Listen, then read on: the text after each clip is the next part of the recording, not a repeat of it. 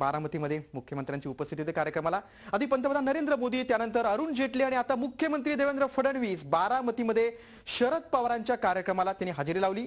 पवारांच्या कृषी विकास प्रतिष्ठानने कृषी प्रदर्शनाचं आयोजन केले, त्याचं उद्घाटन देवेंद्र फडणवीस यांच्या हस्ते झालं। विशेष म्हणजे पवार विरोधकांच्या ताब्यात असलेल्या माळेगाव साखर कारखान्याच्या गळीत हंगाम शुभारंभालाही मुख्यमंत्र्यांना बोलवण्यात आलं होतं, पण 15 दिवसांपूर्वी या कार्यक्रमाला येणं मुख्यमंत्र्यांनी टाळलं होतं।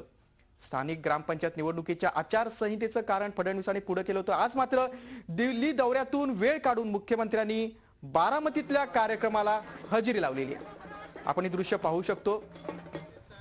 शरद पवार यांच्या बरोबर महसूल मंत्री एकनाथ खडसे, मुख्यमंत्री यांची उपस्थिती होती।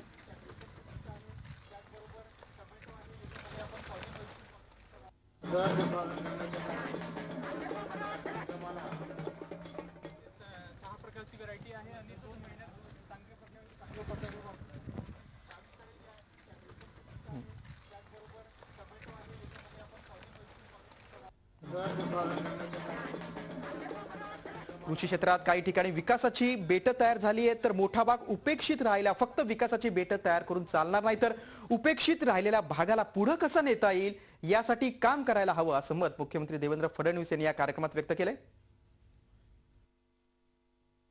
जगात पथदर्शी असं काम आपल्या शेतकऱ्यांनी केलेलं आपल्याला दिसतं, पण आपल्याला एक गोष्ट मात्र मान्य करावी लागेल की ही विकासाची बेट ही केवळ आपल्याला तयार करून चालणार नाही। प्रत्येक जिल्ह्यामध्ये काही लोक पथदर्शी काम करतायत आणि काही लोक मात्र अशी अवस्था आहे की याच महाराष्ट्रामध्ये उत्तम शेती पाहायला मिळते आणि याच महाराष्ट्रामध्ये शेतीची विभीषिका देखील आपल्याला पाहायला मिळते। मला असं वाटतं की या दोन मधलं जे अंतर आहे हे अंतर दूर करण्याच्या दृष्टीनं अशा प्रकारची प्रदर्शनं ही अत्यंत महत्त्वाची आहेत। झी 24 तास रहा एक पाऊल पुढे।